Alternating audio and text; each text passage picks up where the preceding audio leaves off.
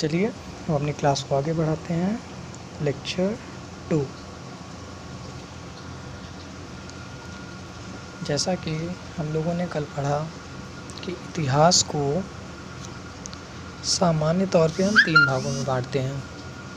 पुरापाषाण काल, पैलियोलिथ, मध्यपाषाण काल, मेसोजोइक और नवपाषाण काल या नियोजोइक। अब हम इनके बारे में थोड़ा विस्तार से बात करेंगे। जैसे हम पहला कालखंड उठा लेते हैं और पुरापाषाण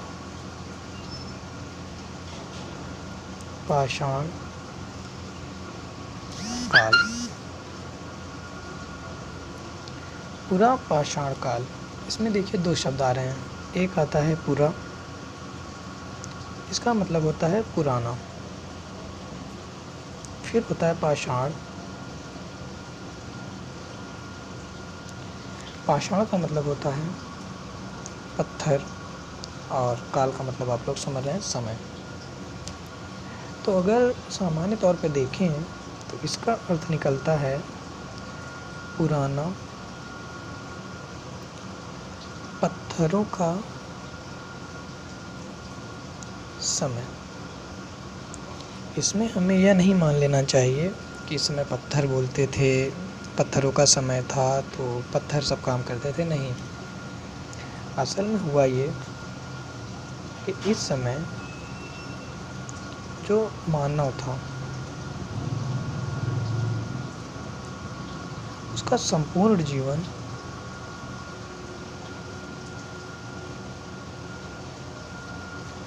इन्हीं पत्थर के औजारों पर निर्भर रहता था।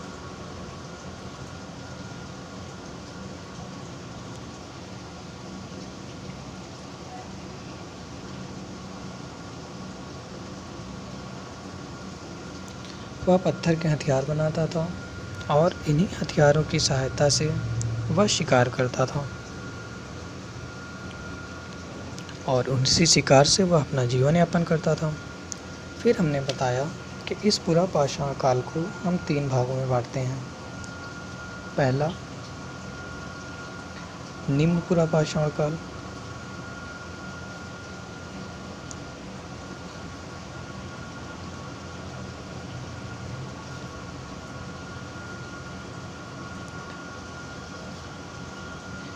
यह सबसे पहले आया।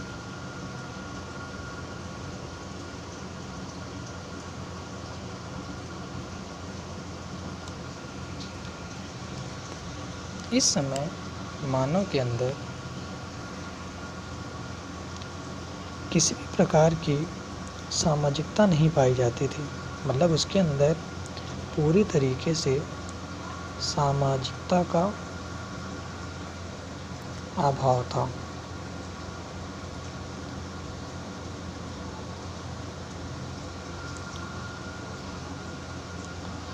फिर दूसरी चीज़ देखते हैं, इस समय तक उसे आग का ज्ञान नहीं था।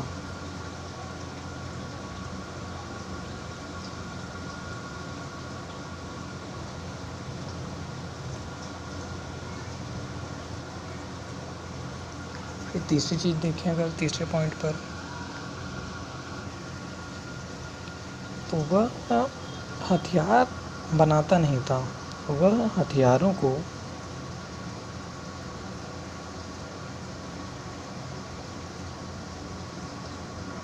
प्राकृतिक रूप से प्राप्त करता था।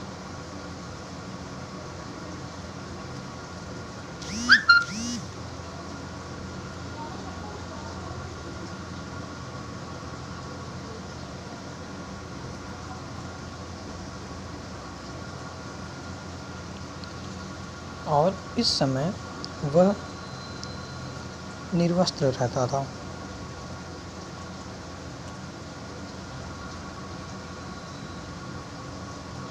मतलब अगर देखा जाए तो इस समय मानव और जानवरों में कोई खास अंतर नहीं था। बस अंतर यही था कि वह मानव था, जानवर जानवर था। लेकिन फिर आता है हमारा दूसरा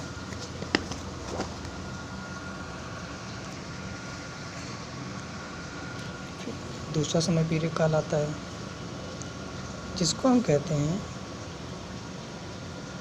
मध्य पुरा पाषाण काल। अब हम इसके बारे में, इस समय के बारे में कुछ विशेषताएं पढ़ते हैं। जैसे पहला, इस समय मानव ने आग की खोज की।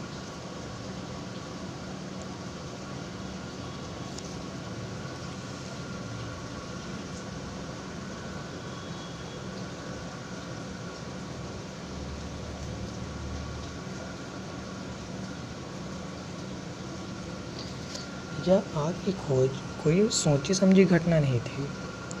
जैसे इतिहासकार बताते हैं कि हो सकता है, क्योंकि इतिहास तो हमारा संभावनाओं पर ही आधारित होता है, तो हो सकता है कि आसमान से बिजली चमकी होगी। वह बिजली किसी सूखे पेड़ या कहीं सूखी घास पर गिर गई होगी, जिससे आग लग गई। तो प्रारंभ में यह आग को देखकर डर गया कि अरे ये क्या हो गया, ये तो एकदम डर गया कि ये क्या नई चीज़ आ गई। लेकिन जब आग वो ठंडी हुई तो वह जंगल में शिकार करने गया, तो इसने कुछ जानवरों को जला हुआ पाया। तो देख के सोचने लगा कि अरे यार, ये वही जानवर हैं जिनका हम शिकार करते थे, खाते थे, लेकिन ये तो दूसरे रूप में पड़े हुए हैं। तो उसने उन जानवरों को इकट्ठा किया। जब यह उनका मांस इसने खाया तो वह मांस उसे कच्चे मांस से स्वादिष्ट लगा और थोड़ा अजीब लगा, अलग तरीके का लगा। तो इस तरीके से वह अपने भोजन को पकाने लगा। जो दूसरी बात बताई गई है वह यह बताई गई है कि हो सकता है कि औजार का निर्माण करते समय जब इसने पत्थर से पत्थर को टकराया तो उससे चिंगारी निकली, जो आसपास पड़े सूखे कचरे के ढेर पर या सूखे घास के ढेर पर पड़ गई और उससे आग लग गई। तो इस आग की खोज ने मानव के जीवन को बहुत हद तक बदल डाला। अब वह अपने शरीर को गर्म रख सकता था आग की उससे मदद से। दूसरा, रात को यह सोते समय अपने आसपास आग जला लेता था, जिससे जंगली जानवर इसके निकट नहीं आते थे। तो आग ने इसके जीवन में महत्वपूर्ण परिवर्तन किए हैं। जैसे यह भोजन को पकाने लगा, यह मांस को, भोजन क्या, मांस खाता था, तो यह मांस को पकाने या भूनने लगा। दूसरा, आग ने इसे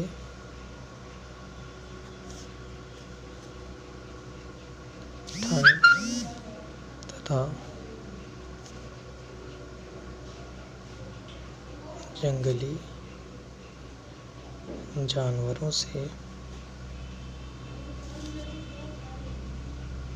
सुरक्षा प्रदान की।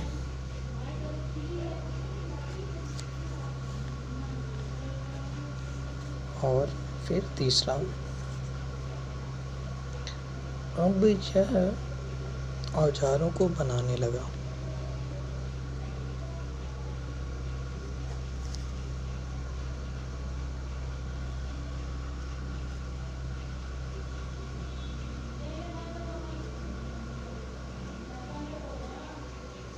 लेकिन इसके औजार वजनदार और अनगढ़ होते थे, मतलब इतने काम के नहीं होते थे। फिर हम बात करते हैं तीसरे खंड की, जिसका नाम था उच्च पुरा पाषाण काल। इसमें क्या हुआ, इस समय मानव जानवरों की खाल,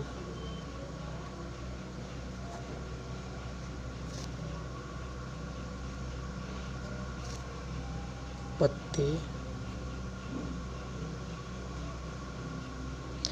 पेड़ की टहनियों,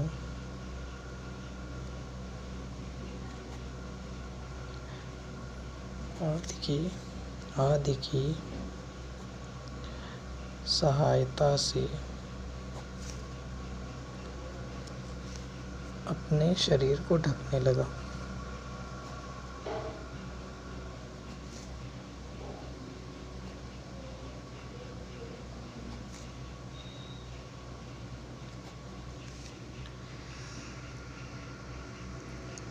फिर क्या हुआ? फिर हुआ शरीर को ढकने लगा। फिर इसने क्या किया?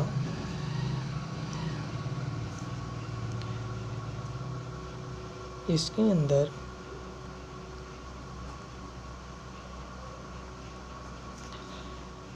समूह भावना का विकास हुआ।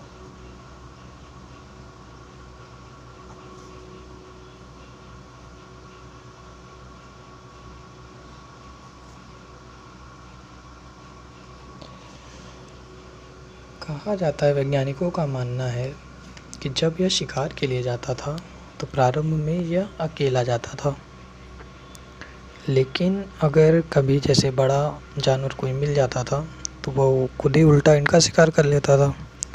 गए थे शिकार करने, खुद शिकार बन जाते थे। तो इसने देखा कि अकेले किसी जानवर को मारने से अच्छा है कि अगर 2 से 3 लोग मिल जाएं तो आसानी से उसका शिकार किया जाता है, उसका शिकार आसानी से किया जा सकता है और समय भी मेरा बच जाएगा। तो इसने क्या किया? इसने अपने आसपास के लोगों को इकट्ठा किया, अपने संकेत भाषा में बोला, क्योंकि उस समय भाषा का आविष्कार तो हुआ नहीं था, कोई भाषा तो थी नहीं, संकेत भाषा का ये प्रयोग करते थे। तो उसी संकेत भाषा के माध्यम से इसने लोगों को इकट्ठा किया और शिकार करना प्रारंभ कर दिया। तो इसने देखा कि समय भी कम लगा, शिकार भी जल्दी हो गया और बड़े जानवर का शिकार कर लिया गया। फिर ये लोग अपने अपने हिस्से को बांटते थे और बांट के अपने घर चले जाते थे। इस तरीके से मिलकर शिकार करने की आदत से इनके अंदर समूह भावना का विकास हुआ, जो आगे चलकर मानव के विकास के लिए बहुत अधिक कह सकते हैं कि जिसने मानव के विकास में बहुत अधिक योगदान दिया। क्योंकि जब समूह भावना आई तो यह एक दूसरे के संपर्क में रहने लगा। धीरे धीरे इसके अंदर संवेदनाओं का विकास हुआ, भावनाओं का विकास हुआ, जिससे परिवार बने। उन्हीं परिवारों से आगे चलकर कुल बने, कुल से गांव बने, गांव से शहर बने, शहर से बड़े बड़े देश बने। तो हम कह सकते हैं कि इस सामाजिकता का जो विकास इसके अंदर हुआ था मानव के अंदर, उसने मानव के जीवन में प्रगति के द्वार खोल दिए। अगर अब हम यहाँ पे इनके रहन की बात करें, रहने की, तो हम तीनों कालखंडों की बात करते हैं, मतलब निम्न पुरापाषाण काल, मध्य पुरापाषाण काल और उच्च पुरापाषाण काल। तो तीनों में अगर हम समान रूप से कहें तो यह पेड़ों की टहनियों,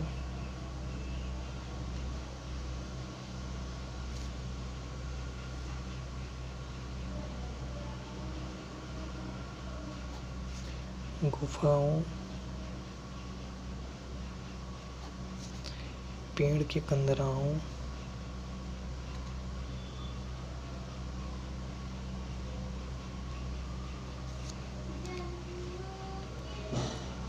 आदि में निवास करता था।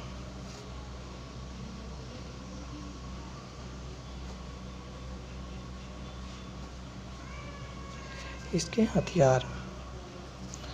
हथियार भारी,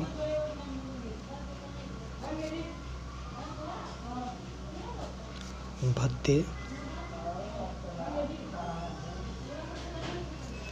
अनगढ़,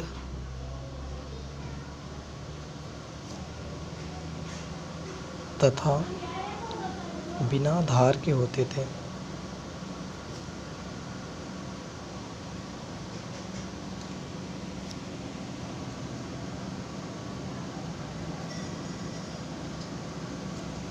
फिर हम देखते हैं अगर इनके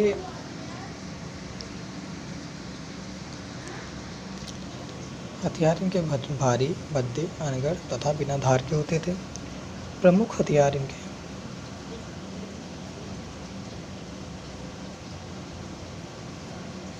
हथौड़े,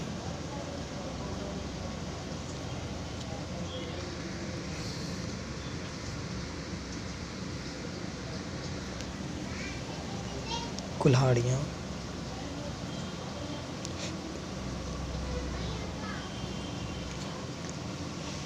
गदा के जैसा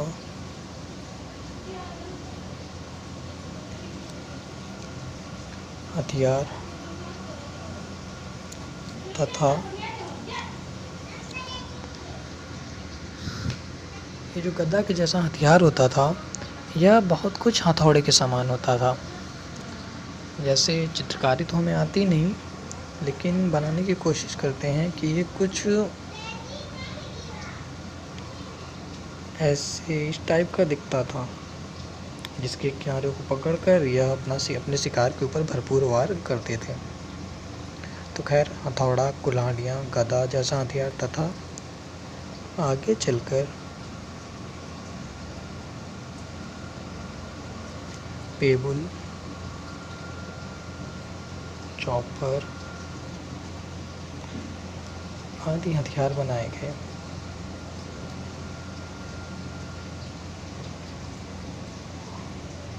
आदि हथियार थे। यह हथियार बहुमूल्य पत्थरों के बनते थे। बहुमूल्य पत्थरों के हथियार बनाते थे, जैसे कॉर्नेलियन, चर्ट, जैस्पर आदि का यह हथियार बनाने में प्रयोग करते थे।